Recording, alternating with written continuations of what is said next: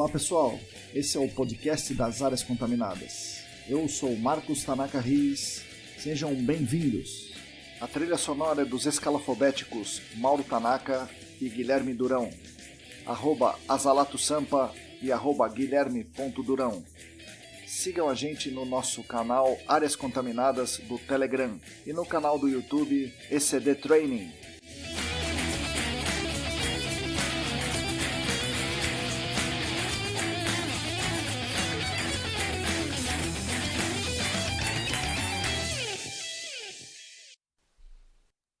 Olá pessoal, bom dia, boa tarde, boa noite. Para você que está passando roupa, que está estendendo a roupa no varal, que está lavando a louça, está cozinhando, está esperando os parâmetros estabilizarem aí, dirigindo para o trabalho, se está vendo se o poço está desenvolvido, está pedalando.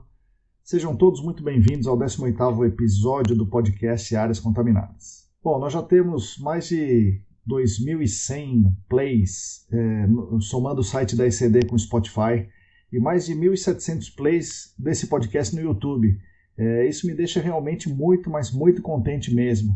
Isso mostra que eu estou conseguindo o que eu queria no início desse projeto, que é contribuir com o nosso mercado, levar conteúdo de qualidade, levar conversas de qualidade, trazer convidados diferentes, dar voz a quem normalmente não tem voz no nosso mercado, que é o trabalhador comum do gerenciamento de áreas contaminadas, né? Acho que a gente tem conseguido fazer isso eu me sinto muito feliz com isso. Nesse meio tempo, muita gente me escreve, me fala, manda mensagem, falando sobre os nossos conteúdos, seja aqui no podcast, seja nas newsletters, seja no YouTube. Eu vou pensar algumas aqui que eu me lembro de ter recebido essa semana. Um amigo me falou assim: poxa, é muito valioso o conteúdo de maneira geral.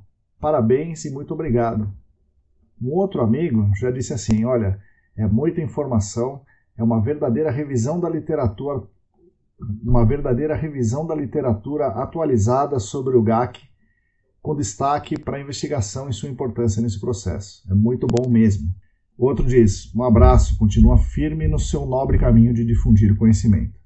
Uma pessoa que, com um comentário público, posso dizer o nome dela, Tamlin, me disse que um dos vídeos do nosso canal, né, no caso aí um dos vídeos introdutórios sobre áreas contaminadas, era um conteúdo muito bem explicado e me parabeniza pelo canal. Bom, essas mensagens são realmente um combustível muito poderoso, né, e um combustível que me estimula a continuar a fazer cada vez mais. Eu gostaria que mais gente nos enviasse assim, sugestões, críticas ou mesmo mensagens individuais sobre o tema tratado no podcast, ou no vídeo, ou na newsletter, onde for. Tá? Mais uma vez, eu vou dizer que esse atual episódio, tem o patrocínio entre aspas, né, claro, patrocínio da ECD. Como já falamos, a ECD tem mudado um pouco seus rumos e tem se dedicado a coisas diferentes. Aqui, essas duas últimas semanas, apareceram algumas coisas interessantes. Uma delas, que a ECD tem se dedicado, são os cursos in company. Na semana passada, nós ministramos um curso in company sobre amostragem de solo para o corpo técnico de um responsável legal que tem muitos casos. Então foi um curso bem bacana, a gente pôde contribuir bastante com esse pessoal. Eu também fui chamado para participar de uma banca de conclusão daquele MBA em áreas contaminadas da USP.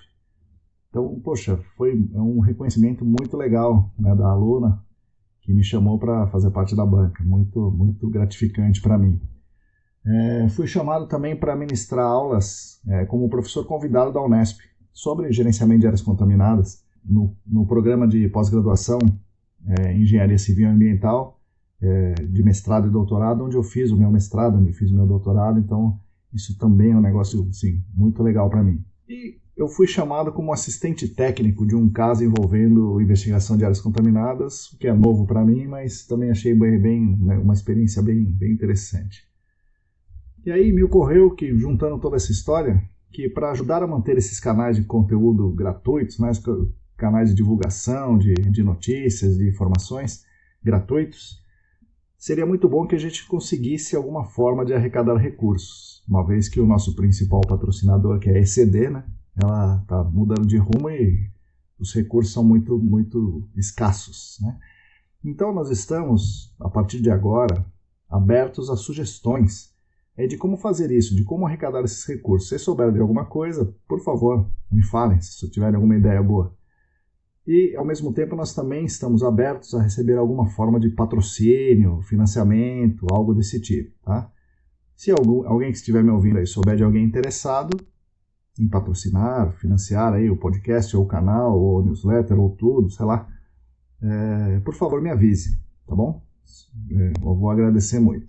Muito bem, vamos ao episódio de hoje. Nesse episódio de hoje, eu converso com a Cristina de Peron Maluf, conhecida como a Cris, né?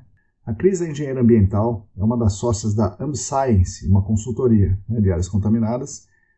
E ela, dentro do nosso mercado, eu conheço bastante gente no nosso mercado, mas ela é uma das pessoas mais dedicadas que eu conheço.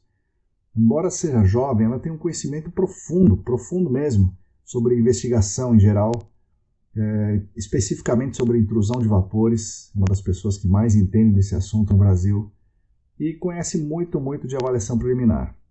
E ela é constantemente convidada para ministrar curso nesses 3 segmentos do GAC.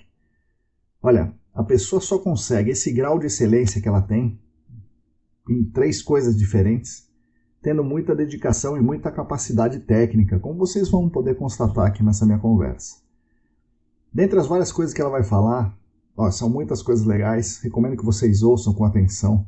Ela fala muita coisa legal, eu destaco aqui uma delas. Ela diz assim que nós temos que fazer uma preliminar muito boa para a gente poder achar a fonte secundária. Fonte secundária é o solo contaminado. E essa fonte secundária conserva mais de 90% da massa que você tem no site. Então, mais de 90% da massa do site está nessa fonte secundária e você precisa encontrá-la. Sem isso, é enxugar gelo. Então, meus amigos, não enxuguem gelo. Não deixem enxugar gelo. Ache a sua fonte secundária e melhore a sua qualidade do seu projeto, tá bom? Obrigado, fiquem com as palavras da Cristina. Isso aí. Olá, pessoal. Bem-vindos ao nosso podcast. Bom dia para quem está nos ouvindo no carro, boa noite para quem nos ouve lavando a louça. E vamos lá, hoje eu estou com a minha amiga Cristina Maluf. Ela é engenheira ambiental e é minha colega de docência lá no Senac, e a gente vai bater um papo sobre muitos assuntos que ela domina muito, né? Que entre outros aí, investigação, vapor, avaliação preliminar e outras coisas mais. Espero que vocês gostem da conversa. Cris, por favor, se apresente para os poucos que não te conhecem aqui nos nossos ouvintes. Oh, imagina! Bom dia, boa tarde, boa noite. Primeiro é uma honra ser convidada pelo Marcão para fazer parte desse podcast. E, aliás, Marcão, parabéns ao sucesso do seu podcast. Obrigado, Cris. Eu acho que é uma iniciativa que poucas pessoas teriam. Acho que alguém com seu perfil, assim, que quer realmente disseminar conhecimento, que está realmente interessado que todo mundo na área cresça, então é louvável aí essa iniciativa do podcast. Parabéns, viu? Obrigado. Antes de tudo. Obrigado.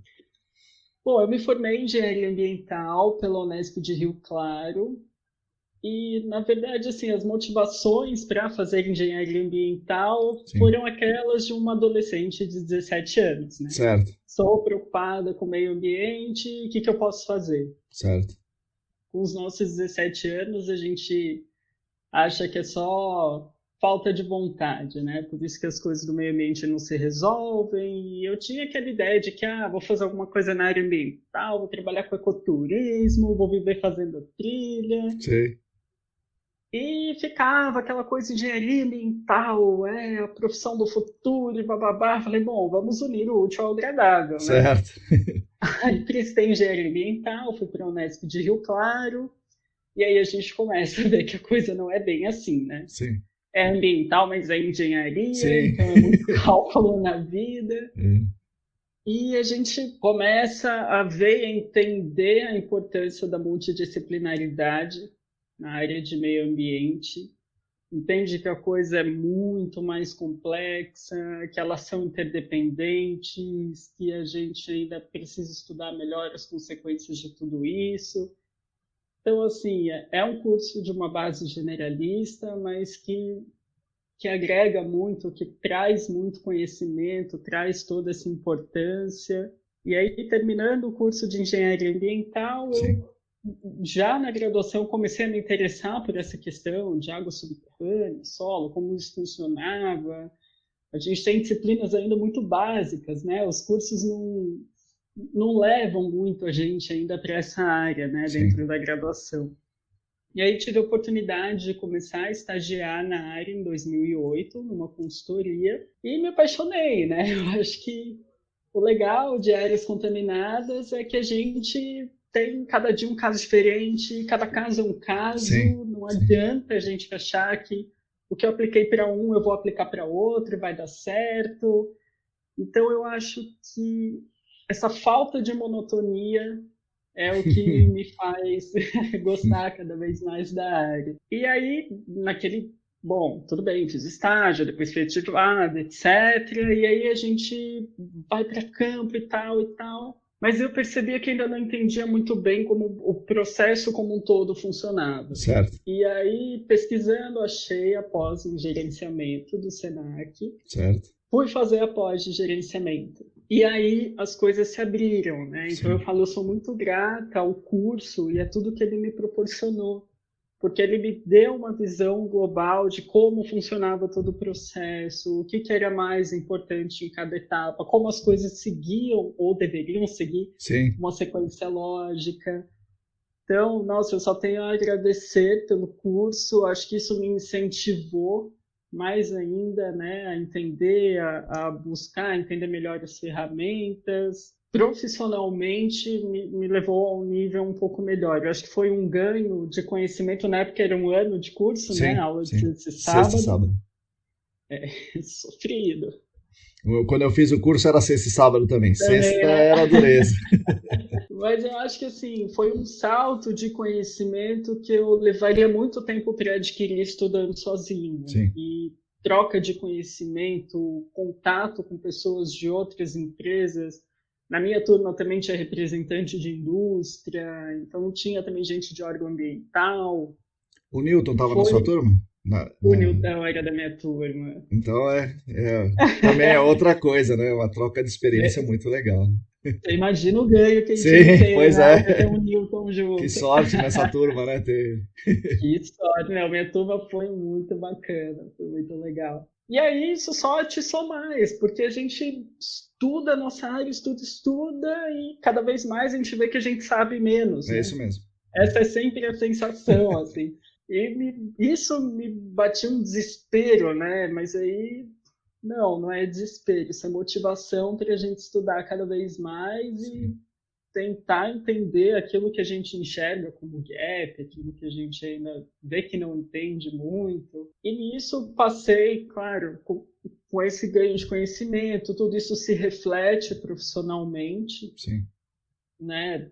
Acho que eu Dentro da empresa, bastante em termos de escrever melhor, de tentar entender melhor tudo. Isso me possibilitou também começar a ter contato com outros projetos dentro da empresa, me permitiu desenvolver a parte de vapores, que estava começando, né, na época. A gente ainda estava engatinhando muito mais que hoje.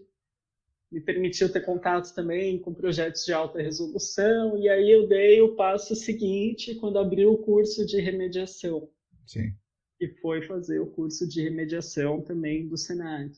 E aí comecei a entrar um pouquinho nessa área também, né? Entender um pouco melhor e passar a entender como funciona o gerenciamento aí como um todo. Melhorei um pouquinho, entendi um pouco mais disso, né?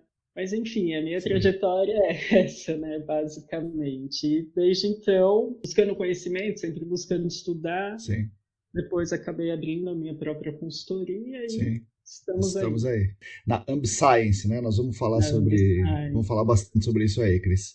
Vamos falar de algumas partes dessa trajetória. A primeira é a seguinte: lá atrás você foi fazer engenharia ambiental e daí você escolheu a Unesp de Rio Claro. Por que você não escolheu a gloriosa Unesp de Sorocaba? Não, mas Sorocaba, eu acho que o curso ainda tava no começo também, foi mais ou menos igual. Eu fui terceira turma em Rio Claro também. Mas eu te confesso que eu acho que por ter também geologia em Rio Claro, eu também prestei, eu ia fazer geologia na Unicamp, acabei Olha, não indo. Eu acho que por sentir que tinha essa proximidade, tinha bastante curso de ciência da Terra, sim, eu sim, acabei optando por fazer em Rio Claro. sim. Já a Mas universidade mais consolidada, né? Então, tava tudo. então, e tinha bem esse perfil. E quando eu prestei o vestibular, tudo, claro, o nosso mundo de adolescente é muito restrito. Então, o Sim, que que eu associava ao meio ambiente? Ah, ecoturismo, cuidar melhor das trilhas, etc. Essa questão mais de preservação, né? sim, sim, Eu falei, poxa, lá tem geologia, tem ecologia, sim. biologia, tem, né, qualquer coisa, se der na telha, o mundo de curso, eu já vou estar por lá mesmo. A escolha foi essa, Legal. foi com a visão de uma menina de 17 Não, anos. foi uma boa escolha, foi muito boa. E lá em Rio Claro tem uma entidade muito forte no nosso segmento, que é o LEBAC, né? O LEBAC é ligado à geologia, não à engenharia ambiental. Você teve algum contato com isso, contato com o LEBAC, teve aulas com as pessoas, ou fica distante realmente a engenharia da geologia lá? Não, na verdade, na época, eu fui da terceira turma da engenharia, então nós éramos apadrinhados da geologia. Né? A geologia foi que abarcou ali toda a Ah, tá. engenharia ambiental. Tanto aqui no trote, a gente levava trote da geologia também, enfim. E a gente ainda não tinha um departamento, então o nosso coordenador, todo mundo ficava na geologia. Sei, Então a gente sei. acabava indo bastante lá, tinha muita aula com professores da geologia. Tá? O LEBAC especificamente, eu fui ter um pouco mais de contato porque eu fui bolsista da Petrobras. Certo, A certo. Petrobras tem um programa, né, tinha, de formação de recursos humanos. Então, nos 2 últimos anos eu fui bolsista lá, fiz um projeto na área de petróleo, tudo. E aí eu tive a oportunidade de fazer o tal do curso de verão, vinha o pessoal da Petrobras, né? Então, na época, o LEBAC já estava bacana ali, bem consolidado, já com todos os seus projetos. Meu co-orientador foi um pesquisador do LEBAC, e é uma estrutura maravilhosa, né? E, na Sim. verdade, eles estavam, na época, construindo um outro prédio lá para estudo em rochas carbonáticas, né, de petróleo. Mas o meu contato, vi muito pouco o Shang, né? Na Certo. época vi um pouquinho do Marco Ped, mas o meu grande contato ali acabou sendo mesmo meu orientador. Eu fui para a área de avaliação de risco à saúde humana. Legal, Foi o que acabou sendo meu TCC. legal, legal. Aliás, Miguel Álvaro, você é demais. Ele apresentou, né, ano passado, todos Sim, eles fazem bastante estudos na área e o Miguel é sensacional. Você é uma sim, pessoa que eu preciso agradecer muito. o trabalho dele é fantástico. Eu não sabia que ele tinha sido seu orientador. Foi Bacana. um santo, né? Aceitou me orientar. Cris, daí você, em 2012, se eu não me engano, né, tem um congresso importante em que você apresenta um trabalho diferente ali sobre vapor. Ali, como é que estava o vapor no Brasil estava no início. E você, como é que você entrou nessa história do vapor? Como é que você fez aquele trabalho? E quais são, em poucas palavras aí, é difícil, né? Mas em poucas palavras, quais são os resultados que você pode trazer para os ouvintes aqui? Pô, eu tive, né, a feliz coincidência de estar numa época onde a consultoria em que eu trabalhava tinha um caso que demandava essa avaliação de vapores, era uma área crítica. E, assim, só começando, tinha aquela ideia de soil gas, tinha um pouco de vapor passivo, que era bem incipiente na época, e tinha essa demanda por investigações ativas, tá? Como vamos fazer? Então, na época, a gente até conversou com o pessoal de medição de ar ambiente, tudo, mas e os TOs, não sei o quê, eles eram um pouco contra. Enfim, a gente acabou desenvolvendo como consultoria ali um pouquinho, né, de como ia funcionar, e a segunda dificuldade era que laboratório faz isso? Sim, Porque todo mundo fazia algumas amostras de ar ambiente, mas como é que a gente joga essa análise lá para debaixo do solo? Como é que faz? sim, Qual que é a vazão que o solo suporta? A EPA estava começando a lançar alguns documentos e aproveitando essa onda da demanda da consultoria, eu fazendo o curso de gerenciamento de áreas contaminadas, poxa, vamos continuar isso, tá, então tá vamos no lugar certo. Isso, vamos lá, né? Vamos ver o que tem. Eu lembro que na época a gente só tinha Cetrel, que fazia o TO14, e na época a Natec tinha acabado de trazer o TO17. Então foi legal, a gente viu as resinas, estudou um pouquinho a resina, qual era a combinação ideal, as 3 combinações de resinas ali para aquele caso, né? E começando a desenvolver o TCC, tudo, chega o TO15 também. Na CEMIC. Poxa, vamos fazer da CEMIC.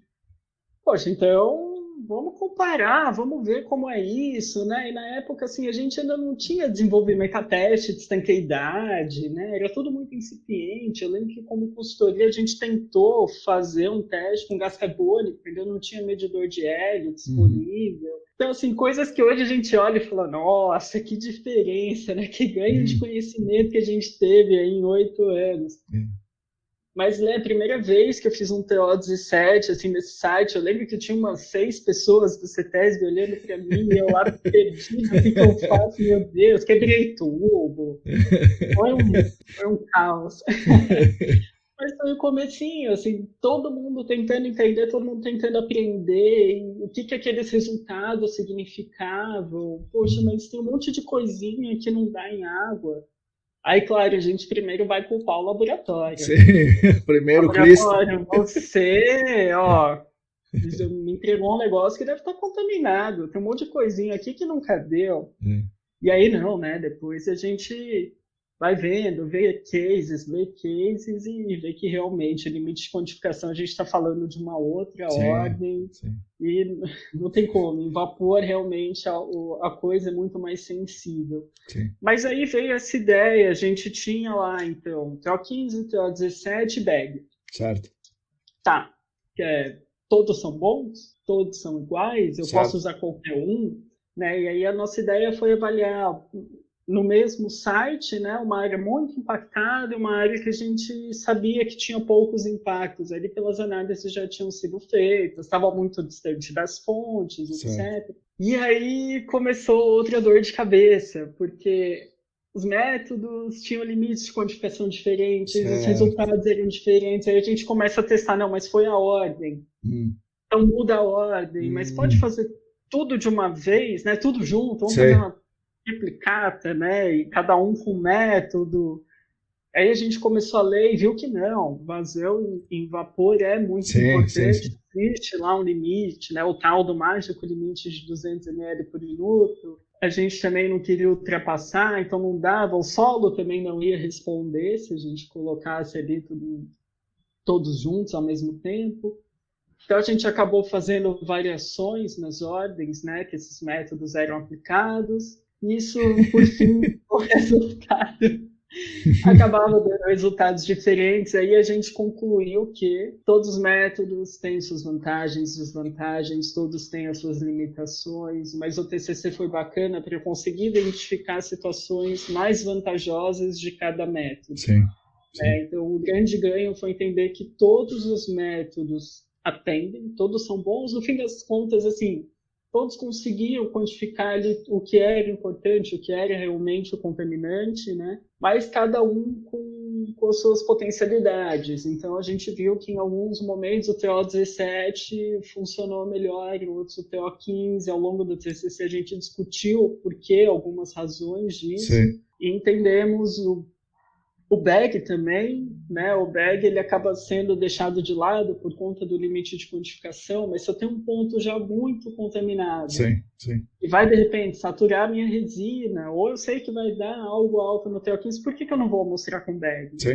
Então, a gente aprendeu um pouco no TCC a jogar um pouco com os métodos, né? Entender que todos são bons, todos são corretos, a gente precisa entender o melhor quando aplicá-los. Quando aplicar cada um. E esse foi o início da sua trajetória no vapor, né, Cris? Começou aí. E aí você vem desenvolvendo estudos, aí você vem se debruçando sobre esse tema desde ali, né? Então hoje, por isso que você é uma das docentes ali dos nossos cursos. Sim, vapor. O que é legal do meio vapor é que a evolução foi brutal. Muito rápido. O que a gente tinha, até essa questão de fator de atenuação, que a gente discute tanto hoje, alfas específicos, na época era 0,1. Certo. extremamente restritivo, né? Hoje a gente reclama do 0,03, mas na época era muito pior. E entender todas essas dinâmicas ao longo do tempo, né? Isso ainda é um desafio enorme, estabelecer os protocolos, entender. Eu acho que algumas coisas já estão bem consolidadas, essa questão de perfil consultivo, os postos, os próprios testes, mas eu acho que hoje a grande coisa é entender os resultados, entender isso ao longo do tempo, como interpretar isso ao longo do tempo. Hoje a gente tem as ferramentas aí de monitoramento contínuo que vem, eu acho que para fazer uma revolução muito bacana nessa área. Um ganho importante. Dá um ganho importante. Principalmente para entender se eu tenho ou não intrusão, né? A gente ainda se questiona um pouco essa questão. Ao longo do tempo, quanto o cenário muda? Eu fiquei 5 dias ali avaliando de uma forma muito intensiva. Beleza. Conseguir tirar conclusões. Acho que a ferramenta é maravilhosa nesse sentido. Certo. Isso se mantém daqui a 6 meses? Certo. Tem que fazer uma nova campanha. Então, eu acho que ainda tem que se questionar e gerar mais dados e fazer mais estudos para poder entender. Mas o grande problema do vapor é a gente, nas análises tradicionais, né, generalizar para todo um cenário, todo um período, uma amostra que a gente coletou no subslab em 5, 7 minutos. No ar ambiente, em algumas horas, e teve a média dessas horas. Sim. Então, entender um pouco de representatividade. Eu acho que isso, para solo e para vapor, são questões muito complicadas. Sim. O Rafael falou sobre o ganho, né? O Rafael aqui num episódio, o Rafael Sato, falou sobre o ganho que tem nessa monitoramento contínuo, né? Então ele falou realmente que era um salto importante. E daí eu pensei, ele falou um pouco, mas daí eu refleti e queria perguntar para você. E se utilizar o monitoramento contínuo por um período, como você falou, 5 dias, por exemplo, e você percebe que, digamos, na terça-feira, logo depois do almoço, é o momento maior. E daí você coleta uma amostra pontual na terça-feira, logo depois do almoço. Aí você vai ter o pior cenário. Sim. Quanto ele é representativo frente ao resto da semana? Não, então, pois é, não. Certamente, mas isso é um cenário restritivo, né? Para que o órgão ambiental, para que os moradores, para que os envolvidos, Ministério Público, todo mundo fique tranquilo. Fala, no momento pior, a gente comprovou que é terça-feira depois do almoço. E a amostra está aqui, é 10, por exemplo.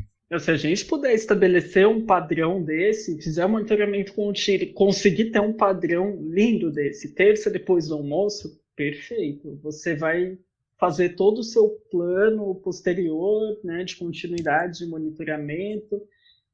A questão é que o padrão não é fácil. Não é bem assim, né? Entendi. A gente vê assim, qualquer mudança de pressão barométrica para um cenário de intrusão pode ser muito importante.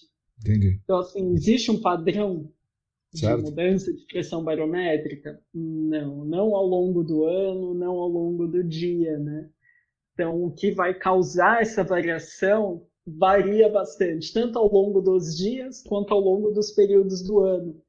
Então, talvez, eu vejo que a pressão barométrica é o meu gatilho para intrusão, né? Esse diferencial de pressão. Então, como é que eu vou estabelecer o meu plano? Nisso, o monitoramento contínuo também é maravilhoso.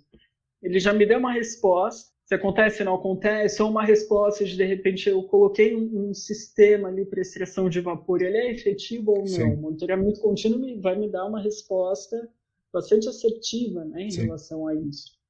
Ou mesmo, será que eu tenho algum produto no meu processo que tenha o contaminante, né? E ele está, de repente, escondido ali no rótulo, não foi identificado antes? O monitoramento contínuo também vai me responder isso. Sim. Mas essa questão do padrão, acho que ainda é mais complicado. Quais são, então, as variáveis chave, aí, no caso que precisa prestar atenção? A pressão barométrica é uma variável chave?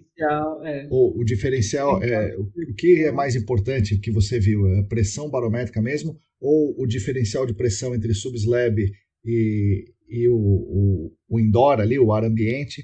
Ou é a temperatura do solo, ou a variação de temperatura, ou é a temperatura ambiente, ou é a direção do vento, ou velocidade do vento?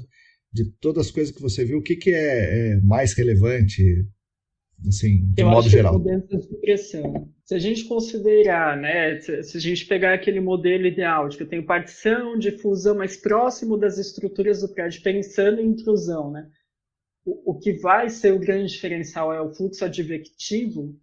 Eu acho que os diferenciais de pressão são os mais importantes. Isso não significa que a gente não deva monitorar a temperatura, variação de temperatura, que a gente não deve ver questão de umidade, levar em consideração período do ano, chuvoso ou não. Sim. Isso também leva a mudanças aí em toda a dinâmica, né? Elevação de nível d'água. Isso tudo tem potencial para causar alterações aí nas dinâmicas de circulação, de intrusão de vapores. Mas eu vejo assim, uma medição rápida, pressão diferencial de pressão é o mais crítico. Tem um aluno nosso lá do Senac, até o Ricardo Tacola, né, que é da CETESB, ele teve uma ideia que eu achei muito, muito boa. E agora, vendo você falar, eu acho que isso pode ser aplicado numa escala um pouco maior. Ele conhece sensores e controladores baratos. No caso, ele falou do Arduino, mas tem o Raspberry Pi, né? Que eles fazem essa mudança, essa avaliação da mudança de pressão, muito bem feitas e um custo muito baixo. Então, o que você pensa de instalar esses sensores? Temperatura, pressão, umidade são sensores baratos, o controlador é muito barato.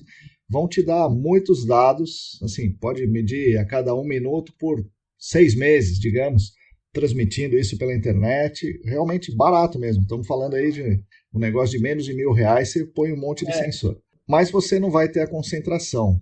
Você vê utilidade nesse tipo de ideia que ele teve de espalhar muitos sensores baratos e avaliar o seguinte: bom, se eu não tenho diferencial de pressão vindo do solo para o ar ambiente, se eu não tenho diferença de pressão nesse sentido, eu não tenho intrusão e eu comprovo isso.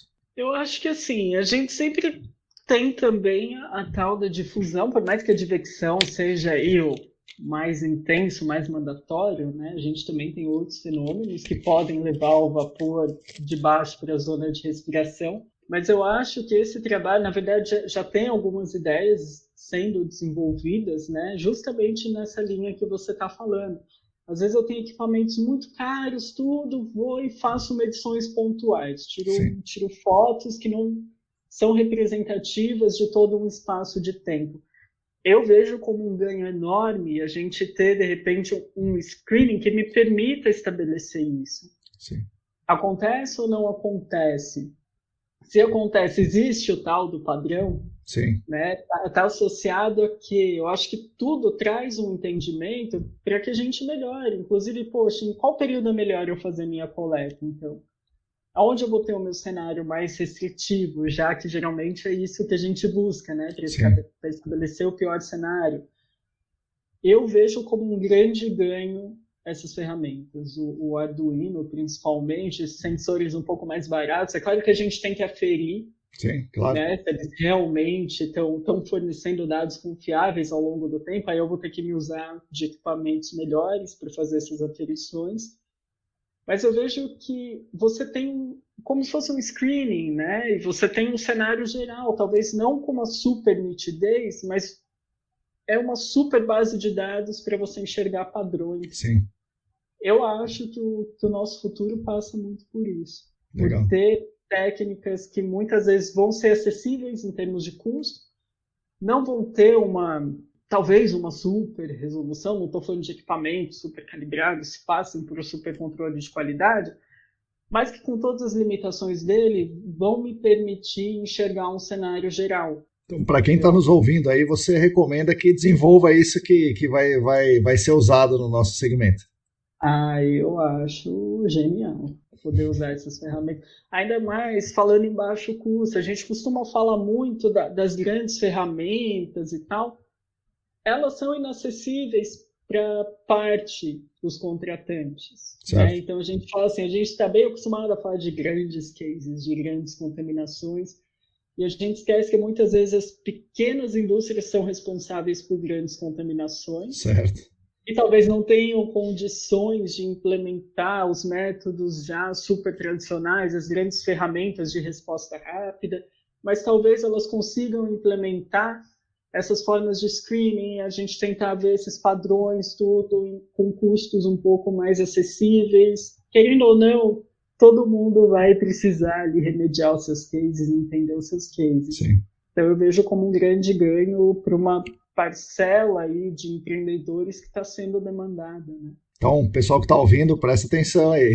Cris, ainda sobre essa questão de screening, vapor e custos acessíveis e tal, pensando no vapor, não como intrusão, mas como o screening para você identificar as fontes, tá? A gente tem como método consagrado o amostrador passivo. O amostrador passivo, né, desde que bem instalado, é um método consagrado, é um método muito bom, possivelmente, provavelmente, certamente o melhor dele. Mas a gente durante muito tempo usou o Soil Gas Survey. E você nas suas aulas fala exatamente isso, que o amostrador passivo é o melhor, mas tem serventia para o Soil Gas Survey em casos específicos. E você também falou na sua última aula, eu também mostrei um poço temporário de vapor. Que tem lá a sua serventia também, né? Algo aí um pouco mais próximo do Soil Gas Survey, mas ele tira algumas limitações, mas não é um amostrador passivo. Como é que você faz as suas investigações nesse caso? Sempre passivo, você mescla as coisas, você faz primeiro um, depois o outro, como é que você costuma agir, o que você recomenda? Eu acho que se a gente tem a possibilidade de ir para o vapor passivo, de uma forma que você investigue de forma bem representativa, eu vejo como ideal. Agora, a gente esbarra nessa questão de, dependendo do tamanho da área, também não adianta eu aplicar uma malha de vapor passivo 30 por 30 metros. Sim. Não vou ter uma resposta efetiva, né? Então, talvez em alguns casos a gente tenha que lançar mão dos pré-screenings, né? Sim. E aí eu acho que foi o que você falou dos poços temporários, eu enxergo como uma grande evolução do soil gas. Né? Fazer o soil gas, eu acho que a gente fica bastante restrito às condições de resposta do solo, às condições de litologia. Eu preciso conhecer muito bem ali as minhas litologias, o meu aterro, para ter certeza de que eu teria uma resposta no soil gas. Eu acho que essa é uma variável bastante complicada de se trabalhar. E os compostos que eu estou procurando, quer dizer, quais dão resposta num equipamento, num PID, né, num equipamento portátil? Se eu tenho clorados, eles vão dar resposta para o equipamento que eu estou levando, para a lâmpada que eu estou usando? Certo. Talvez não. Será que o hidrocarboneto ali vai dar uma resposta melhor? Talvez sim, talvez ele responda melhor. A gente não pode condenar totalmente um soil gas, mas a gente tem que entender que, em função das limitações, as chances de sucesso são bastante variáveis com essa medição. E nisso eu acho que a instalação do poço provisório representou um ganho muito grande, porque o instalo é algo de baixo custo, Sim. Né? E aí eu posso verificar um equipamento, se eu vou levar um equipamento portátil, ver um equipamento adequado para o que eu preciso, mas eu mexo já com esse tempo de estabilização. Não é que eu faço um furo e já meço em seguida, eu não esperei estabilizar e eu perturbei o solo. Então, o ponto provisório, ele já tira isso, né? Você vai instalar, você vai ter um tempo de estabilização, você com certeza já vai ter uma resposta melhor. Isola bem a superfície, né? Você não está puxando nada da superfície. Sim, ter esse cuidado sempre, né, com o isolamento. É claro que não dá para fazer teste de tanqueidade. Sim, claro, é lógico. Né? É um screening, mas a gente ter certeza de que o pontinho está ali bem instalado, tá com um filtrinho também representativo, bem construído, não está colmatando nada. Eu vejo como um grande ganho de pré-screening. Eu acho que para áreas extensas, áreas onde a gente não tem possibilidade em questão de custo, ele vai servir como um preparo para eu depois poder aplicar um vapor passivo, ou se eu já tenho um conhecimento básico ali de fonte, quero só entender onde realmente pode ter sido, talvez dele a gente já possa pular ali para uma estratégia de sondagem mais direcionada. Eu vejo sempre como ganhos e é aquilo, a gente nunca pode condenar ferramentas, a gente tem que entender quando a gente pode usar. Sim. E vejo que, sim, a combinação de técnicas é sempre um ideal. E aí, falando em tudo, né? Você, como o cara aí de investigações, de técnicas, você sabe que as combinações e saber fazer essas combinações vão te permitir boas respostas. A mesma coisa na remediação, aplicar uma técnica e achar que aquilo resolve tudo. Não, geralmente eu preciso partir para um trem de remediação, para uma combinação de técnicas. Eu vejo a mesma coisa no meio vapor. Sim. Vapor a gente sempre trabalha com linhas de evidências. Certo. Né? Então a gente não consegue ser totalmente taxativo. Então, acho que trabalhar com combinações vão fornecendo linhas de evidências para as nossas tomadas de decisão. E a gente usa o screening quando a preliminar não consegue ser totalmente boa, né? Fala assim, olha, vazou aqui. Então, ou seja, quase sempre, né? Boa parte das vezes.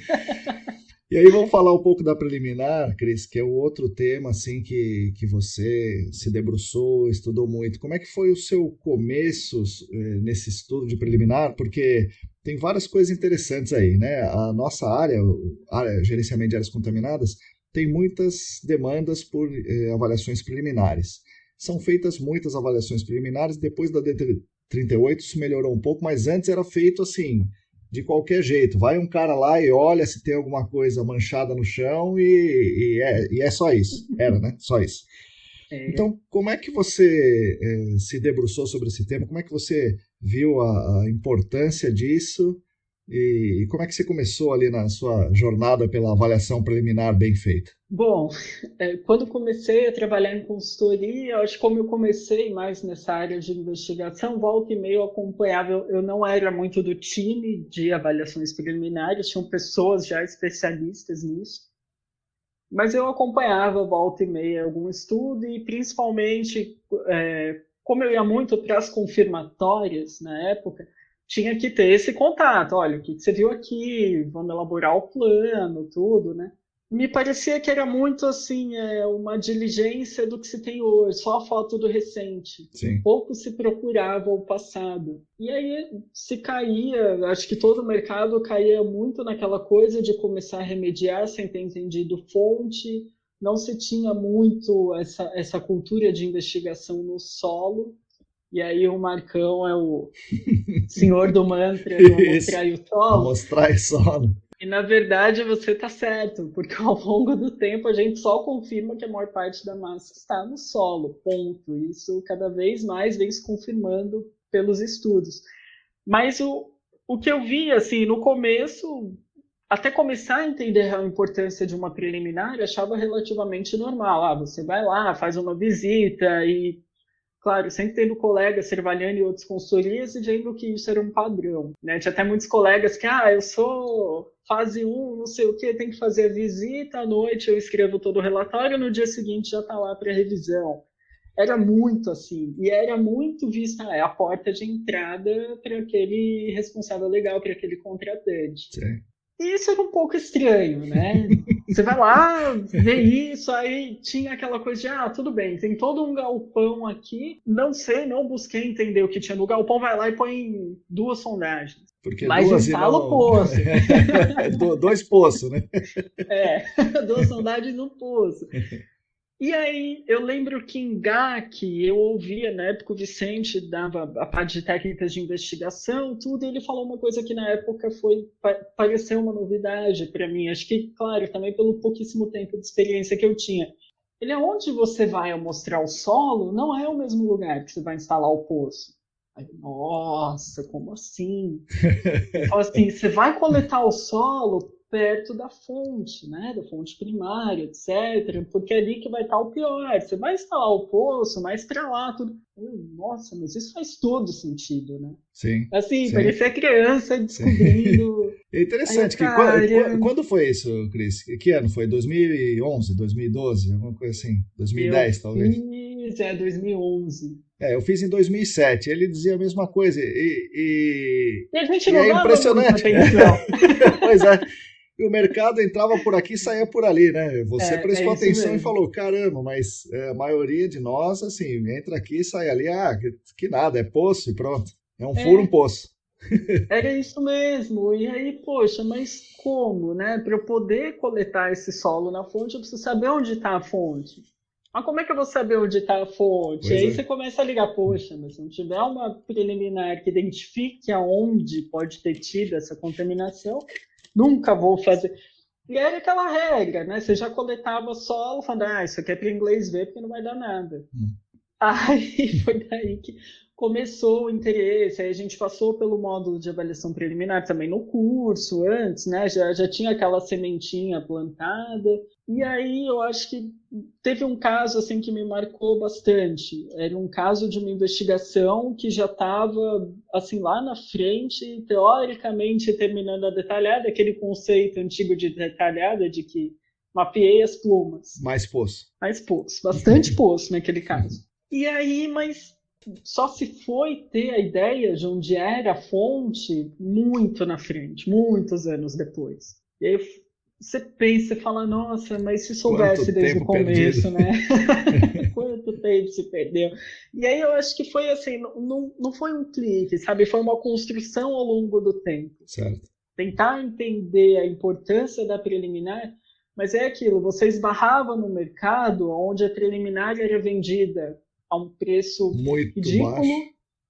Muitas empresas nem compravam foto aérea em função do preço que cobravam, então a preliminar era basicamente ir lá, fazer uma visita e descrever. Se tiver um tanque vazando então, agora, o cara acha, senão... Aí ali, senão não. E aí eu acho que ficava um pouco difícil lutar contra isso na época. Quando a DB chegou, aí tudo bem, aí você passou a determinar o que era uma preliminar ali, um escopo mínimo, bom, razoável de uma preliminar. Certo. Aí a coisa fica um pouco mais fácil. Eu vou te falar que até hoje é muito difícil para o contratante entender essa importância. Sim, imagino mesmo. Né? A gente geralmente tem que explicar com base assim, olha, se eu não conseguir chegar nisso, a sua próxima etapa vai te custar muito mais, vai ser muito pior, a gente vai dar muito mais volta para conseguir chegar onde tinha que chegar. Então, tem meio que jogar com isso, né? Sim.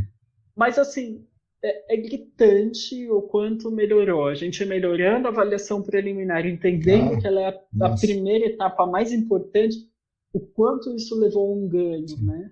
Aí as amostras de solo começaram a dar. Legal. Resultado, né? As contaminações apareceram. Sim, olha, tem massa aqui, puxa vida, eu estava remediado, mas eu tenho uma tonelada aqui, né?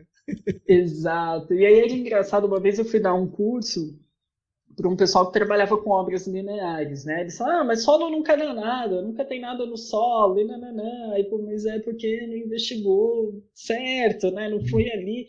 E eles têm situações muito críticas, porque desapropria para fazer uma obra e já não tem documento, né? Então, nisso, por exemplo, um grande ganho, a obrigatoriedade de vistas em órgãos públicos. O que a gente tem de ganho? Na CETESB já até havia essa cultura de vistas na CETESB, né? Mas dar vistas na prefeitura leva a um ganho inimaginável.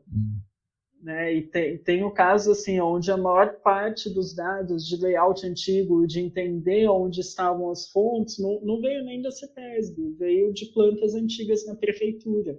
Não, legal, é muito importante, Cris, falar isso daí. Então, para fazer uma boa preliminar, o que a pessoa tem que procurar? Além, obviamente, de chegar lá e olhar o que está vazando agora, né? Mas quais são as fontes para o cara entender o passado do empreendimento? Foto aérea e o que mais? Foto aérea, essas vistas, plantas antigas, muitas vezes a empresa não guarda essas plantas antigas, então você tem que recorrer aos órgãos. Se você tem uma planta da década de 50, certo, vai ter nada do início dela na CETESB. A CETESB inicia ali na década de 70 e mesmo assim alguns empreendimentos, né, estavam ali suscetíveis a licenciamento, tudo. Eu acho que a prefeitura é a grande fonte, você consultar, a JUCESP é uma grande fonte para você entender um pouco das atividades, o que mudou. A gente esquece, às vezes, um pouco do contexto. Hoje, a gente tem um contexto grande de terceirização. Vamos pegar uma montadora, ela só monta, ela não fabrica as peças, certo. As peças vêm de outros fornecedores. Isso não era assim. Né? Você pega, por exemplo, a indústria matar gás, fazia de tudo. Sim. Né? E as indústrias tinham essa conotação no passado, elas internalizavam tudo, elas eram verticais, então elas faziam tudo. Eu sou uma montadora na década de 60, 70, Eu vou fazer o parafuso, eu vou fazer o tratamento de superfície disso, eu vou ter toda uma área. Eu não vou mandar minha empilhadeira para manutenção. Eu tenho a minha área de oficina e manutenção. Sim. Eu tenho tudo. Então, se a gente não entende esse passado e vai para a área hoje eu só vou enxergar o que é uma grande estrutura que pega as peças e junta. Um galpão limpinho. Eu vou ignorar, todo, né? Limpinho, todo mundo trabalhando com roupinha branca, não sei o quê. E vou ignorar tudo isso que aconteceu. Uhum. E muitas vezes o que está acontecendo, né? A gente fala que é o seu Joãozinho, né? Aquela pessoa que está lá desde o começo da fábrica, que já tem 40 anos de carreira. Essas pessoas estão se aposentando, né? Estão falecendo, enfim. Então, assim, quando a gente tem uma pessoa que está lá, outro ponto importante, as entrevistas, né? Sim. Às vezes a gente vai fazer a visita, e a visita, eu falo, na preliminar já tem que ser a última etapa. Sim. Porque a gente já tem que levar todo o conhecimento e todas as dúvidas lá para a hora da visita. A gente tem que chegar com um bolo de questionário. Mas muitas vezes a gente chega, quem recebe a gente, eu sou uma pessoa da meio ambiente e segurança, né? Nem todo mundo tem alguém dedicado na área de meio ambiente. E eu estou na empresa há 2 anos. Não adianta. Não vai saber te responder do passado. Você fala, mas tem alguém que está aqui há muito tempo, tal. E essa pessoa que está lá há muito tempo, que está no chão de fábrica, viu tudo, participou de tudo. Essa é a pessoa que a gente tem que procurar, né? Sim. E assim, essas pessoas estão se aposentando. Então esse é um grande dificultador. Precisa correr para achar esses caras. Tem que correr. Tem que correr muito. E na falta dessas pessoas, eu acho que as pesquisas nos bancos aí de órgãos, né? As prefeituras, se você tem algum órgão estadual que possa ter esse registro, os órgãos ambientais, onde tem as remontar plantas antigas, todo esse passado, plantas antigas, encontrar principalmente isso. Uma vez eu fui num site, tinha toda a descrição, aqui é concreto, aqui é ladrilho, aqui não sei o que, a tubulação, tinha a descrição, a tubulação era aérea, onde era subterrânea, na prefeitura. Legal. Era um site super bem caracterizado. Então a gente tem preciosidades aí nos nossos órgãos públicos. E uma outra coisa que me deixa preocupado na preliminar, né? Tanto que eu nem faço, porque eu acho que isso é muito difícil para mim. Nós somos engenheiros ambientais. Você é engenheiro ambiental, eu também. A gente não entende do processo. Se eu pegar uma planta dessa que você está falando, beleza, tinha uma tubulação enterrada, a gente já olha. Mas por que aquele determinado equipamento é mais provável ser uma fonte do que o outro equipamento? Nós não somos engenheiros de processos ou engenheiro de produção. Eu acho que falta isso no nosso mercado, alguém com essa formação para entender isso. Como é que você, também não tendo essa formação, como é que você conseguiu desenvolver toda essa condição que você tem hoje de avaliar isso? Marcão, cada preliminar é um grande estudo, né? Eu falo que eu não estou nem um pouco preparada para ficar avaliando o processo, mas é resultado de muita pesquisa e sim, de conversas, né? Às vezes você tem colegas, você tem alguém na sua equipe que, por exemplo, é engenheiro químico. Certo. Talvez entenda algumas etapas, com certeza, né? Vai entender algumas etapas do processo melhor do que você vai conseguir te explicar, mas quando você pesquisa, tem livros, né? Tem o livro do Schreve, que fala de processos mais antigos.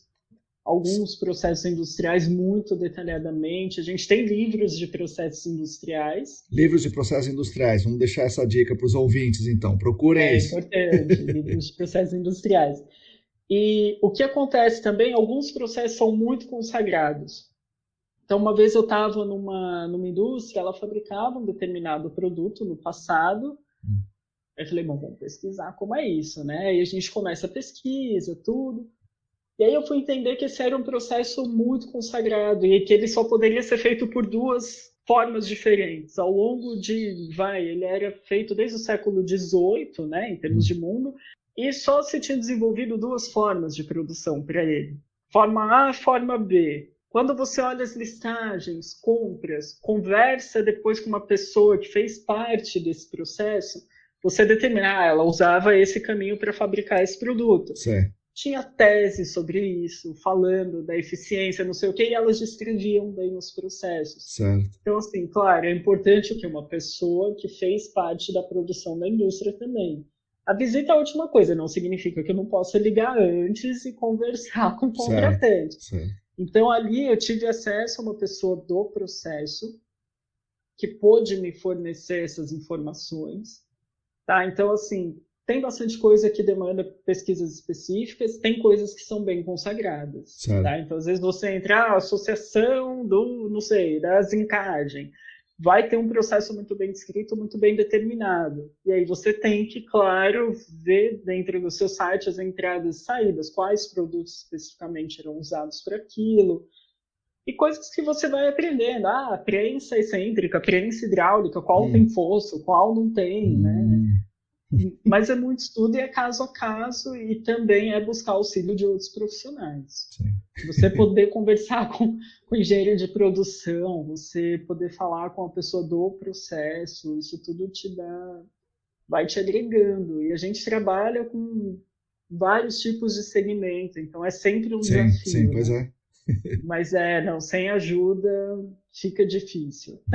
A gente precisa assim, recorrer a outros profissionais também. Legal, você falou um negócio agora há pouco que eu quero retomar agora nessa etapa aqui da nossa conversa. O solo, né? Então eu nunca tenho nada no solo, a gente mostrava de qualquer jeito.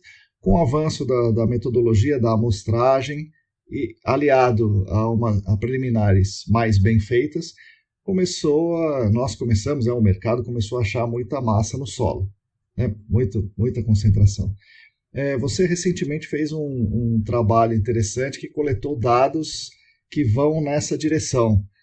Em breve esperamos ver isso publicado, né, Cris? Não se esqueça disso. Eu também, vamos lá.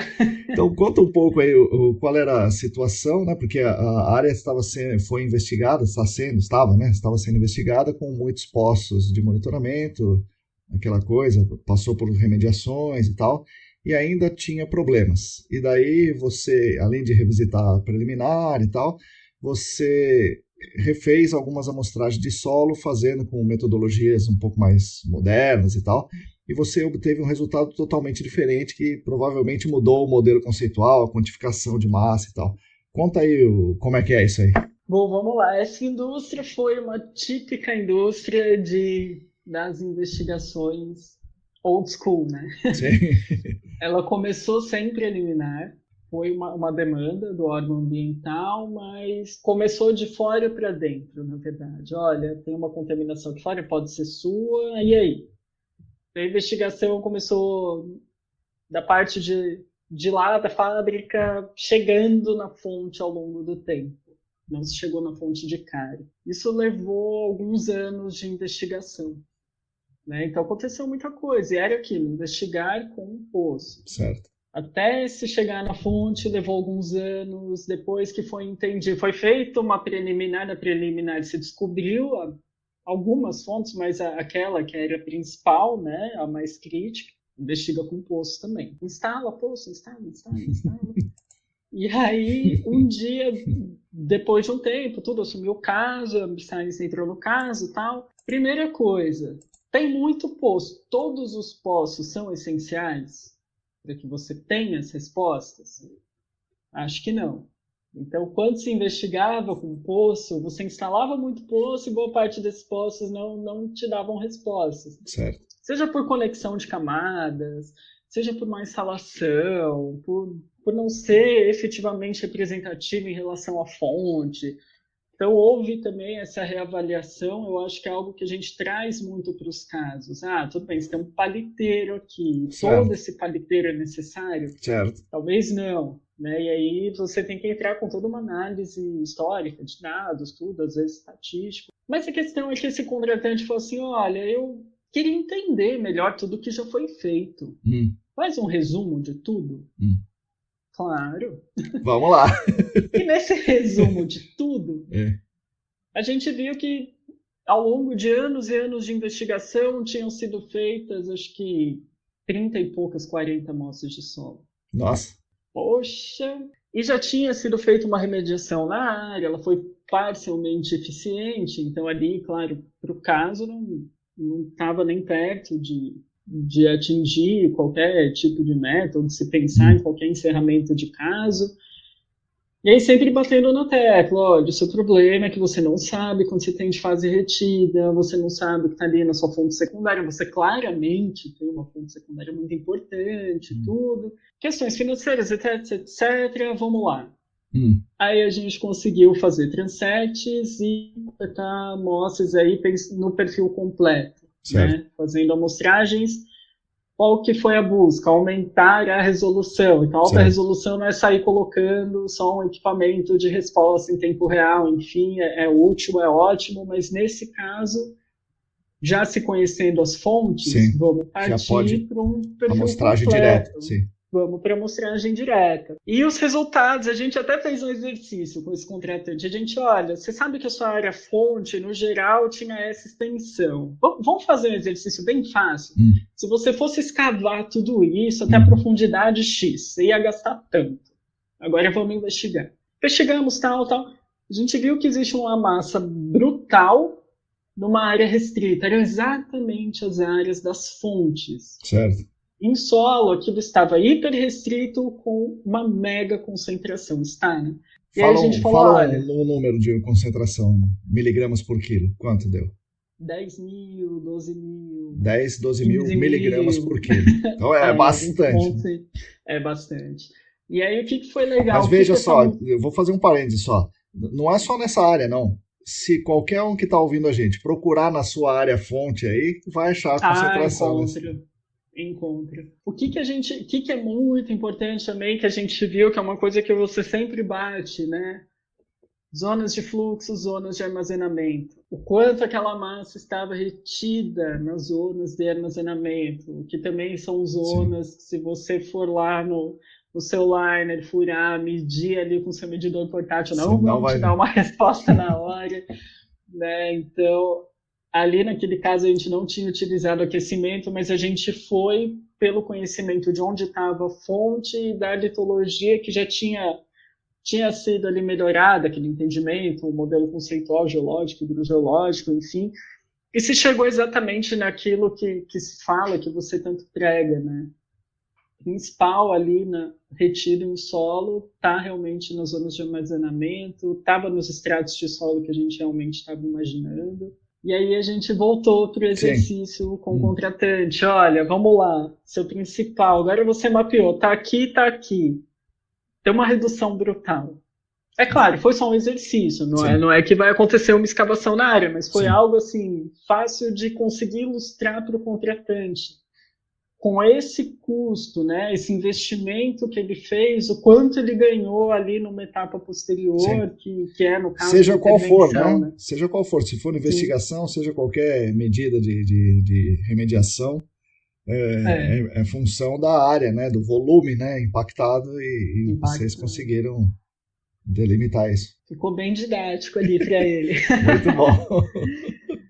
E foi bem legal e confirma tudo que a gente tem visto hoje, né? O que você tem trabalhado de conceitos hoje, ficou tudo bastante didático nesse caso. Então, a importância da coleta de solo, ali em uma investigação, se fez ali 4 vezes mais do que ele já tinha feito ao longo de anos, né? Em termos de coletas e análises de solo, e se conseguiu chegar numa massa. A massa em fase retida, ela responde por mais de 90% da massa do site. É impressionante, então, né? Assim, é impressionante. Então, você só pensa em fase dissolvida, só pensa em atacar a fase dissolvida, o problema dele não termina nunca. Né? Sim, legal. Então, não vai ter remediação que consiga ter sucesso ali numa área se você não conhece o que está ali em fase retida. Muito bom. Parabéns, Cris. Vamos ver essa publicação. Conhecimento do Marcão. Que nada, isso é construído junto. Mas aí, Cris, você está na AmbiScience, esse trabalho já foi feito pela AmbiScience, né? Então, como é que foi a transição? Você estava numa consultoria e né, trabalhava na consultoria, fazia um monte de projetos, tal, de repente você fala, ó, quer saber de uma coisa? Eu vou vou construir a minha empresa. Você e a Cibele, né? Construíram a nova empresa, meio com a cara e a coragem. E como é que foi essa... Pois é. Como é que foi aquela transição naquela montagem e como é que vocês estão agora, né? Vocês têm mais gente trabalhando com vocês? Como é que foi esse processo todo? Primeiro a transição e esse crescimento da AmbiScience. Bom, a transição, acho que todo início de uma empresa é muito difícil. Então, claro, com a gente não foi diferente, né? A gente contou no começo aí com indicações, com pessoas que já conheciam o trabalho enquanto profissionais, fizeram indicações. Mas no começo você faz um pouco de tudo, né? Para a gente poder trabalhar mais com áreas contaminadas levou um tempo, então a gente fez também uma série de outros trabalhos ligados à área ambiental, até poder se consolidar um pouco mais aí com áreas contaminadas.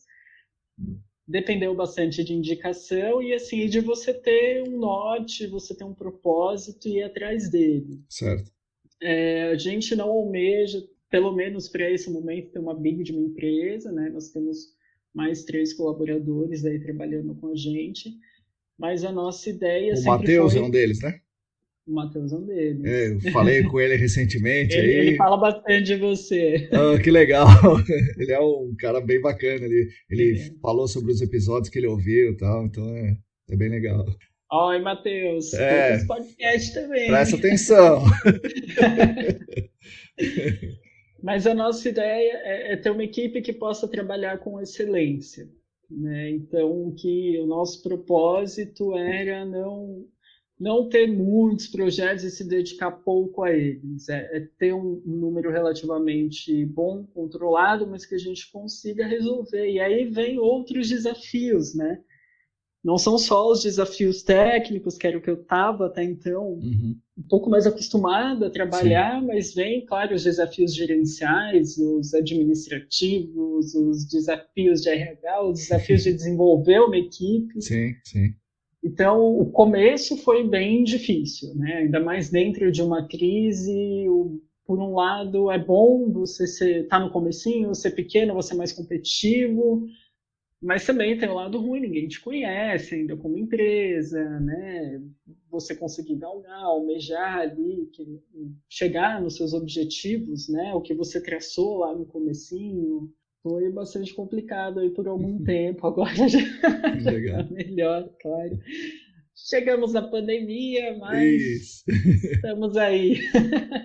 E como é que foi a pandemia? Diminuiu os trabalhos de vocês ou manteve? Porque não são muitos projetos, como você falou, né? Você tem que se dedicar bastante a Uhum. eles e tal. E você teve algum problema por causa da pandemia ou se manteve como estava indo já? Não, nós tivemos. Eu acho que para os pequenos sentiram mais, porque a gente trabalha também para algumas indústrias menores e muitas indústrias tiveram que fechar suas operações nesse período, né? Certo, Boa parte delas só está voltando com o processo produtivo agora. certo, Então, ficaram esse tempo todo fechadas. Algumas atividades, investigações, tudo, quem envolvia a CETESB não tinha nada relacionado a risco, conseguiu postergar um pouco, até ter um pouco de fôlego para continuar. Quem estava envolvido em questão de Ministério Público, etc., acabou continuando, né, os certo. seus casos aí, não pôde deixar de fazer algumas das ações. Então, ficou mais para o pessoal que estava em risco. Eu sinto que os monitoramentos acabaram sendo prejudicados, a pandemia chegou bem nessa época, Sim. né? Mas quem precisava urgentemente fazer ali ações não deixou de fazer. Mas é inegável que houve uma redução, sim. Afetou vocês e Afetou. os pequenos. Sim, sim. Uma coisa que vocês fazem na Science é second opinion. Como é que é fazer uma second opinion, Chris? Porque você vai pegar o trabalho, né, que está lá feito e provavelmente foi feito lá em 2000 e pouquinho e não está, você vai olhar nos olhos atuais, não está muito bem Não feito, atende.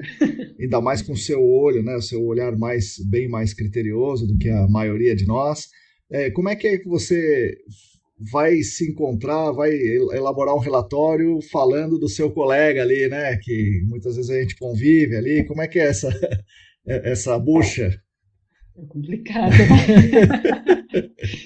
Não, mas o que a gente sempre. Eu acho que a gente tem que ter muita ética e respeito. Até porque Sim, se alguém lê um trabalho que eu fiz hoje, daqui 2 anos, com certeza, né? Mesmo fazendo hoje, as opiniões dos consultores são sim, diferentes. sim, sim. Cada um vai seguir uma linha, uma abordagem. E eu olho, por exemplo, um relatório que eu fiz há 2 anos, nossa, mas podia, né? Se eu fizesse hoje, ia ficar diferente, né? A gente sempre vai ter esse olhar. Então, não tem jeito. E eu acho que é passar também para quem está contratando a second opinion isso, contextualizar a pessoa de como era o mercado na época que o estudo foi feito, né? A gente não pode sair julgando e atirando pedras também na consultoria que fez. A gente não sabe como foi conversado com o contratante, a gente não sabe as questões comerciais. Então, assim, eu acho que a visão de uma second opinion, a gente nunca pode denegrir quem fez os estudos, né? E achar que a pessoa não sabia, até porque é o que você falou, a gente está com olhos de hoje, a nossa área evolui muito rápido.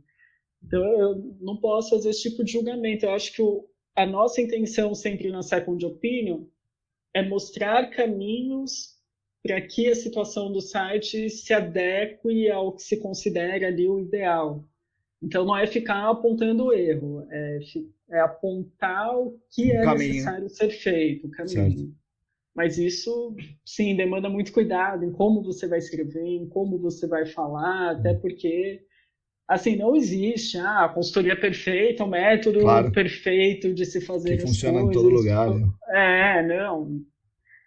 A gente precisa entender todo esse contexto, né? É bem delicado a forma com que você coloca ali, que você se posiciona numa second opinion. Precisa ter muito critério em como você se posiciona. Vocês na AmScience, vocês lidam diretamente com o cliente normalmente, vocês falam com o comprador econômico, vamos chamar assim, né? O dono da empresa, ou então, sei lá. Provavelmente esse cara não entende de áreas contaminadas, dificilmente ele sabe quem é CETESB, né? Às vezes não sabe nem que CETESB, não sei o que é isso. Como é que você faz um sujeito como esse, que está lá 50 anos naquela indústria, trabalhando daquele jeito dele, que ele tem que investigar a sua área contaminada? Como é que você fala com ele? Hoje o que ajuda a gente é ter a DD debaixo do braço. Certo. A gente mostra que existe um caminho estabelecido. Olha, isso aqui, o órgão ambiental, coloca isso. As pessoas, assim, já de bastante idade, os industriais que já estão há um bom tempo tocando, eles falam, nossa, mas eu sempre contribuí com o meu trabalho, tudo agora estão vindo aqui querendo me tirar pedra por coisas do passado. É difícil. Quando você se coloca no lugar da pessoa, você fala, nossa, mas é complicado mesmo. Até porque não é que a pessoa quisesse contaminar. Os processos como um todo, né? O próprio órgão ambiental, quanto já não autorizou de infiltração de efluente industrial em solo? Sim. Né? A falta de conhecimento na época levou a muitas contaminações, né? Não que a pessoa tenha contaminado ali propositalmente, mas foi uma total falta de conhecimento. Mas é bastante complicado, tem muito questionamento, principalmente por parte do pessoal mais velho. Mas a gente vê que, assim, as pessoas de indústria, elas se conversam bastante. Como boa parte ali dos segmentos com atividade com potencial mais poluidor, né? Parte já foi demandada, então eles se falam. O que é muito comum é assim, olha, foi demandado, mas eu sei que esse negócio é um negócio sem fim. Aí eu acho que o grande negócio é você conseguir quebrar isso. Né? Não é que o negócio não tem fim, é que a coisa evoluiu ao longo do tempo. Você chegou na melhor fase, né? Porque já tem um conhecimento um pouco mais consolidado. Tudo. Seus amigos se deram mal, mas você pode escapar, né? Você pode ficar um pouco melhor. Mas é complicado, ainda mais assim, grandes indústrias, elas já têm, ou uma matriz demandou, né, investigações, elas já têm um pouco dessa cultura, tem pessoas já que lidam de forma mais dedicada. A conversa com quem já entende um pouco da área tem um outro nível, né? Sim, tem um nível técnico que você argumenta, a pessoa entende, vocês vão debater mais a forma de conduzir do que a necessidade de fazer.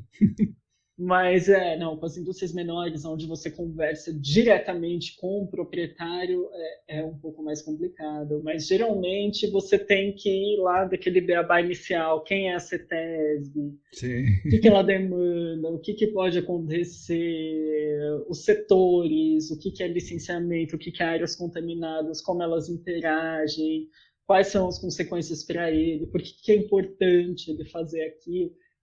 Geralmente demanda aí algumas boas horas de conversa e tem alguns conceitos, assim, joguei no solo, mas já degradou ou não. Se ele foi para água subterrânea, às vezes a pessoa já fez alguns estudos, né? Vem um cálculo aqui no relatório de que a água anda tantos metros por ano. Então ela já saiu, a contaminação já saiu da minha área, já não tenho mais nada aqui. E aí a gente tem que ir tudo naquele beabá, explicar as interações, não é bem assim, né? Pois imagina, deve ser difícil. É um desafio grande. Ainda bem que vocês são pacientes, você e a Sibeli, isso é bom. Mas o que eu falo assim, mudou muito esse perfil, né? Com as novas demandas, SMA 10, 11, enfim, ela demandou muitas empresas menores. E aí, nossa, eu acho que é um desafio de mercado, né? Todo mundo tá se vendo aí com essas questões agora, né? De ter que levar esse conhecimento a um público leigo. Legal. E que muitas vezes tá reativo, né? Sim. O cara não quer fazer, lógico. Mas, Cris, você e a Sibeli, agora me lembrei de uma outra coisa interessante. Você e a Sibeli, e eu falei recentemente com a Larissa e com a Letícia, num outro episódio, e a gente debateu bastante sobre a questão da mulher no GAC, né? Então, elas, sob uma perspectiva de trabalhar no GAC e se vê, pela condição de mulher, prejudicada, né, no trabalho de campo. Você fez muitos trabalhos de campo, e você debateu com pessoas dentro da fábrica. Então, eu queria ver a sua experiência como mulher. Você já sofreu algum tipo de problema, machismo? E agora vocês são donas. Quando vocês vão conversar com o industrial, o cara espera que a consultoria chegue aquele cara, cabelo branco e tal. E chegam duas garotas, o cara talvez ele fique meio assim. Como é que é? Você já sofreu algum tipo de problema? Tanto no seu trabalho anterior quanto agora? Nossa, eu vou te falar que assim, o episódio que já me marcou não foi nem na vida profissional, foi na faculdade. Né? Uma vez um colega, a gente estava assim, coordenador de curso, tudo conversando, etc. E na época as minhas notas eram muito boas, etc. Ele falou, não, você tem as melhores notas, isso aqui da sua turma, e olha que você é uma menina, né? Eu olhei assim, um conceito dele, isso me marcou tanto. Eu falei, nossa, mas o que tem a ver, né? Sim. E na minha cabeça aquilo não entrava. Eu tive uma infância muito livre nesse sentido. Esse tipo de coisa não entra na minha cabeça. Sim. Mas aí, profissionalmente, eu acho que, falando assim, de relacionamentos com fornecedores, por exemplo, laboratório, empresa de sondagem, eu acho que eu já cheguei no momento onde ter mulheres em consultoria ambiental já estava mais comum. Certo. Então, em relação a fornecedores, eu nunca me vi com problemas nesse sentido. Eles já estavam acostumados a ter mulheres em campo, etc. E falando da consultoria, nunca aconteceu, você vai ser poupada disso porque você é mulher, né? Você não pode carregar peso, você é menos capaz, enfim, não, isso nunca aconteceu. Tá? Eu acho que o maior problema, acho que a Larissa e a Letícia comentaram isso também, é por parte dos clientes, e principalmente clientes com um pouco mais de idade. A gente sente que essas questões estão mais ligadas a ele, né? Certo. Tipo assim, nossa, mas você está fazendo esse trabalho, de repente você está lá fazendo sondagem, tá com esse monte de cara, e você é uma menina, não sei o quê.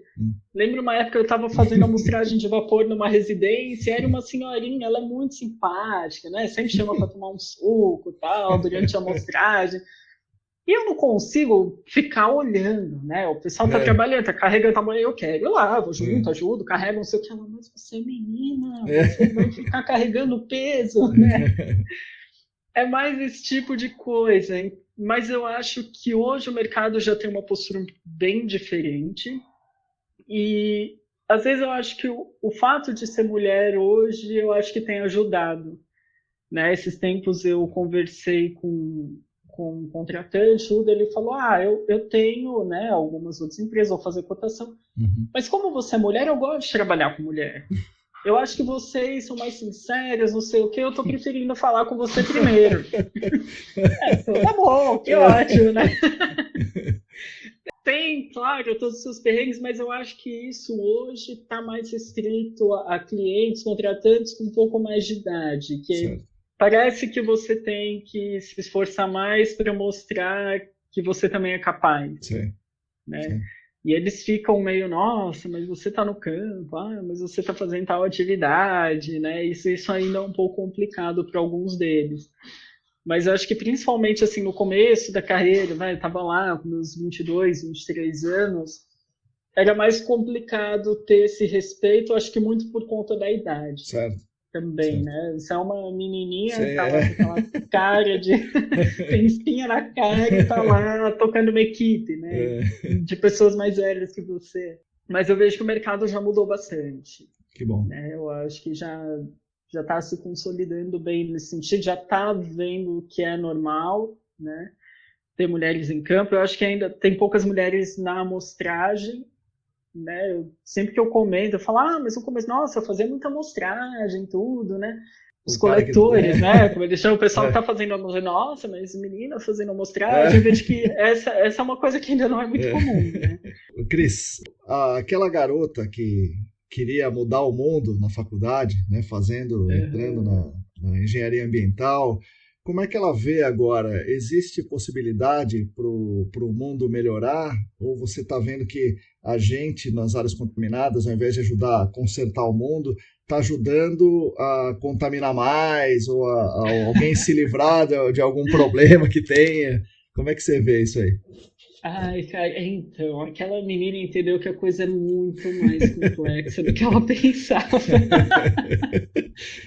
Depende de pessoas, né? E, meu, que bicho complicado o ser humano, né?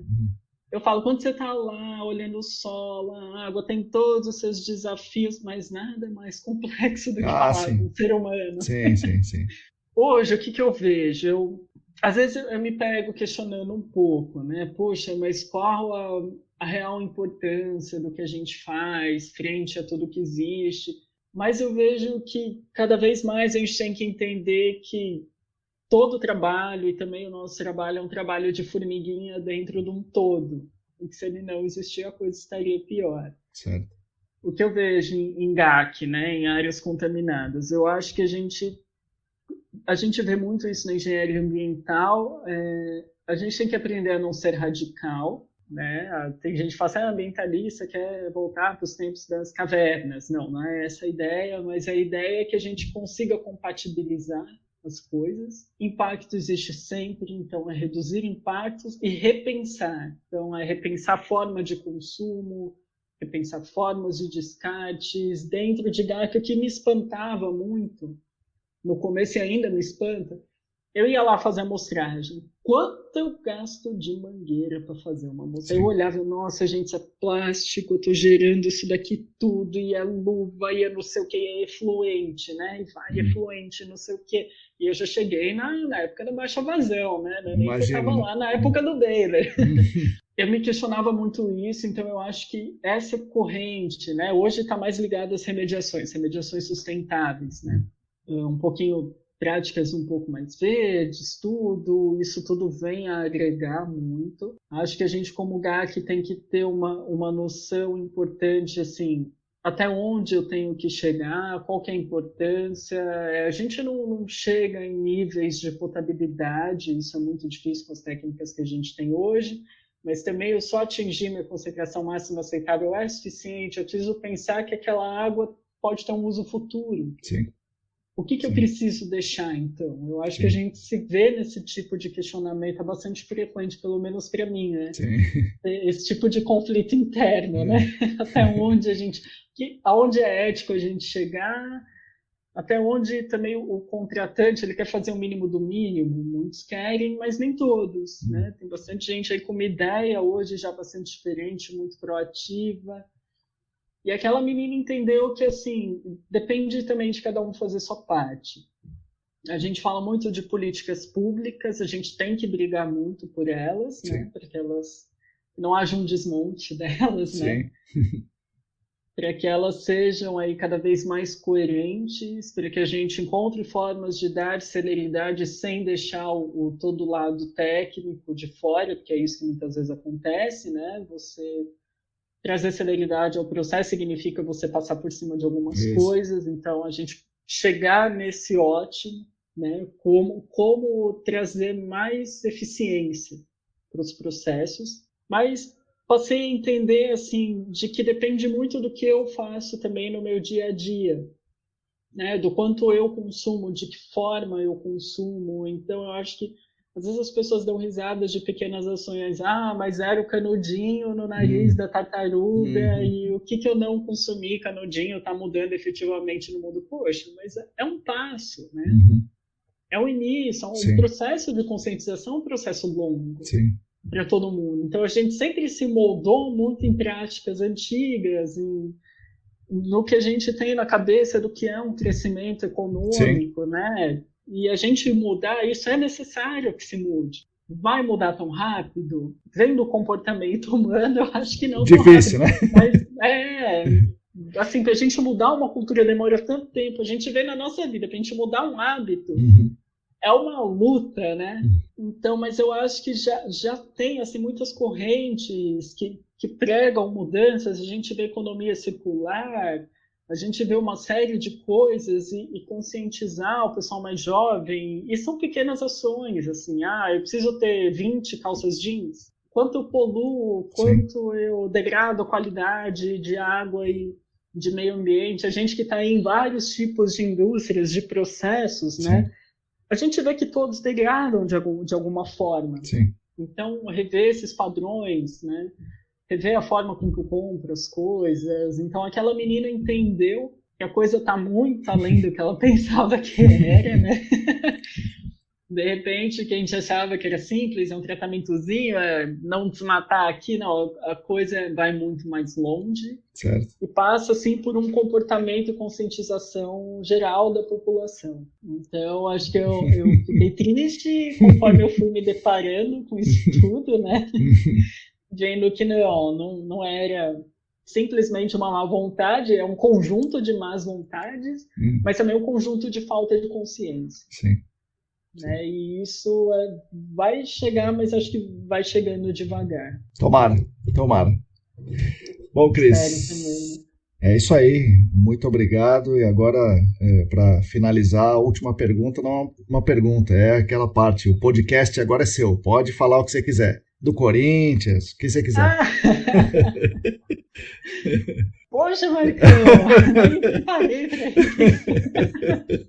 Bom, vamos lá. Eu acho que o grande negócio assim, é a gente entender cada vez mais a ter consciência do que a gente está fazendo, né? Então, nas nossas investigações, nas nossas remediações, no nosso trato com o cliente, em como a gente enxerga aquele processo, né? Eu acho que é sempre uma busca por consciência e ter ética no seu papel. Você é uma pessoa responsável ali, mesmo que em pequena parte, por uma melhora de toda uma situação ambiental. Então, a gente está falando de implicações à saúde de quem trabalha, das populações próximas, vizinhas, às vezes de uma proximidade com uma captação de água. Então, eu acho que a gente ter consciência, bastante ética aí do que a gente está fazendo e a gente também entender que o conhecimento vai evoluindo ao longo do tempo, a importância da gente buscar esse conhecimento, mas de também entender que melhorar é um processo contínuo, né? Certo. Então a gente tem que buscar sempre, tentar ser cada dia um pouco melhor. Obrigado, Cris. Certamente os ouvintes vão gostar bastante. Marcão, obrigado aí. De novo, parabéns pelo seu podcast, pela sua super iniciativa. Obrigado. Valeu. É isso aí, pessoal. Espero que vocês tenham gostado desse nosso episódio. Essas foram as palavras da Cristina Maluf. Eu aguardo os comentários de vocês, as críticas, as sugestões, quem vocês querem que eu chame para conversar aqui. Mais uma vez agradeço vocês me acompanharem, me ouvirem. A nossa newsletter está saindo com muita informação legal. Uma vez por semana a gente solta uma newsletter com muita informação, muitos links, muitas referências para a gente poder debater sobre a nossa paixão, né, o mercado das áreas contaminadas. Não percam no dia 5 de setembro, sábado dia 5 de setembro, a terceira live do canal da ECD Training. Dessa vez eu vou conversar com meu amigo Paulo Negrão. Paulo Negrão é muitas coisas, mas a principal delas, ele é o baixista dos Intocáveis. Então nós vamos falar de muita coisa interessante lá, muita história nova e muita história antiga. Agradeço novamente. Nos acompanhem aí no Facebook, no canal do YouTube, na lista de mensagens do Telegram, na nossa newsletter e aqui toda quinta-feira no podcast Áreas Contaminadas. Obrigado, até semana que vem.